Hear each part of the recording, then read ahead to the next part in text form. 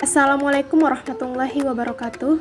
Innal hamdalillah wassalatu wassalamu ala Rasulillah Sayyidina Muhammad ibni Abdillah wa ala alihi wahbihi wa mawalah amma ba'du. Yang terhormat kepada Bapak Mutamakin selaku dosen pengampu pada mata kuliah Filsafat Umum IAT kelas C1 serta teman-teman yang kami banggakan. Di sini kami dari kelompok 10 ingin mempresentasikan tentang salah satu cabang filsafat yaitu aksiologi. Kepada pemateri pertama dipersilahkan. Aksiologi merupakan cabang filsafat ilmu yang mempertanyakan bagaimana manusia menggunakan ilmunya. Aksiologi adalah istilah yang berasal dari kata Yunani yaitu aksios yang berarti sesuai atau wajar, sedangkan logos yang berarti ilmu. Aksiologi dipahami sebagai teori nilai. Di dunia ini terdapat banyak cabang pengetahuan yang bersangkutan dengan masalah-masalah nilai yang khusus seperti epistemologis, etika, dan estetika. Epistemologi bersangkutan dengan masalah kebenaran, etika bersangkutan dengan masalah kebaikan, dan estetika bersangkutan dengan masalah keindahan secara historis. Istilah yang lebih umum dipakai adalah etika. Oke, baik, kita lanjut ke pembahasan berikutnya yaitu tentang objek-objek yang dikaji dalam cabang filsafat aksiologi. Nah, itu ada dua yaitu etika dan estetika. Untuk etika, itu istilah etika berasal dari bahasa Yunani yaitu ethos yang berarti adat kebiasaan. Dalam istilah lain dinamakan moral yang berasal dari bahasa Latin yaitu mores, yang merupakan kata jamak dari mos yang berarti adat kebiasaan. Jadi kesimpulan dari pembahasan estetika ini yaitu membahas kritis dan sistematis kajian-kajian moral. Yang kedua yaitu bertujuan agar manusia mengetahui dan mampu mempertanggungjawabkan apa yang dia lakukan sendiri. Oke, selanjutnya ada estetika. Istilah estetika berasal dari bahasa Yunani yaitu aesthetika yang berarti hal-hal yang dapat diserap dengan panca indera, dan aesthesis yang berarti persepsi indera atau sense perception. Jadi kesimpulan pembahasan dari estetika yaitu mempersoalkan tentang nilai keindahan, di mana keindahan tersebut mengandung arti bahwa di dalam diri segala sesuatu terdapat unsur-unsur yang tertata secara tertib dan harmonis dalam satu kesatuan hubungan yang utuh secara menyeluruh. Oke, kita akan lanjut ke pembahasan berikutnya yaitu tentang contoh penerapan objek kajian aksiologi. Kita akan coba terapkan pada pensil ini. Ya, seperti yang kita ketahui, objek kajian aksiologi ada dua, yakni etika dan estetika. Ada yang tentang moralitas dan ada yang tentang keindahan.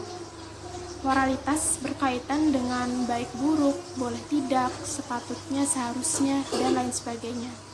Sementara estetika itu berkaitan dengan indah tidaknya bagaimana sesuatu itu bisa diterima dengan secara universal atau tidak, dan lain sebagainya.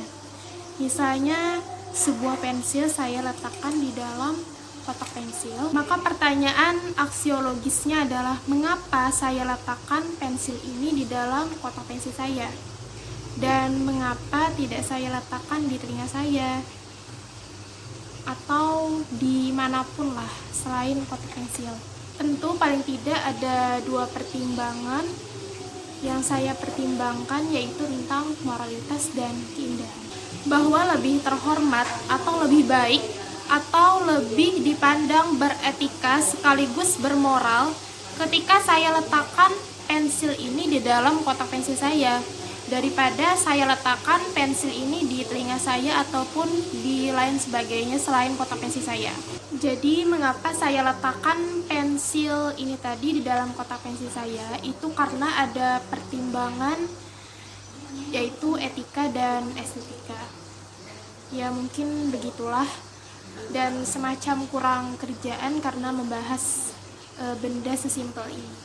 Tapi kalau misalnya aksiologi kita bawa ke ranah yang lebih konkret, Misalnya tentang manfaat sholat.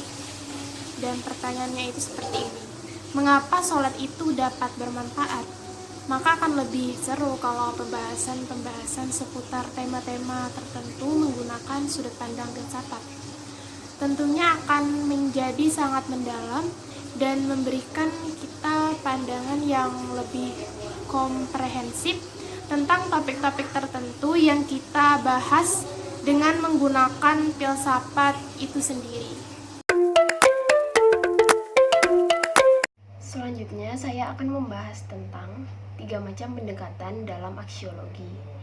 Yang pertama, nilai sepenuhnya berhakikat subjektif. Artinya, nilai tersebut semata-mata bergantung kepada pengalaman. Ditinjau dari sudut pandangnya, nilai-nilai ini merupakan reaksi yang diberikan oleh manusia sebagai pelaku.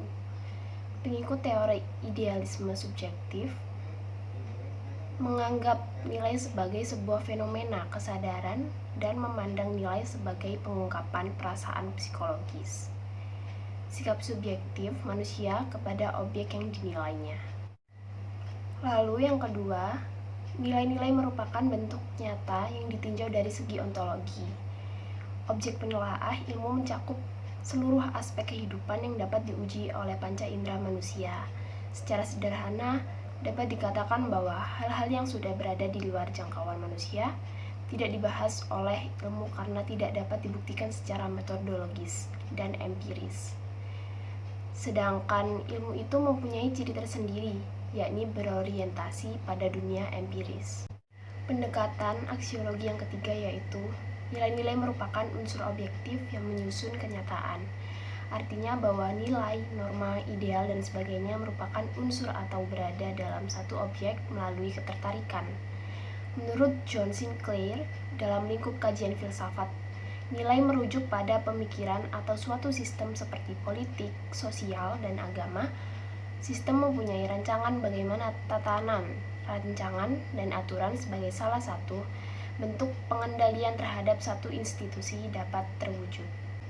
Jadi, kesimpulan dari pembahasan kami mengenai cabang-cabang filsafat aksiologi yaitu yang pertama, aksiologi merupakan ajaran tentang nilai dan sistem. Dan yang kedua, aksiologi merupakan nilai dalam ilmu filsafat. 3. Aksiologi merupakan objek kajian filsafat yang membuat tentang nilai. 4. Aksiologi merupakan filsafat tentang nilai.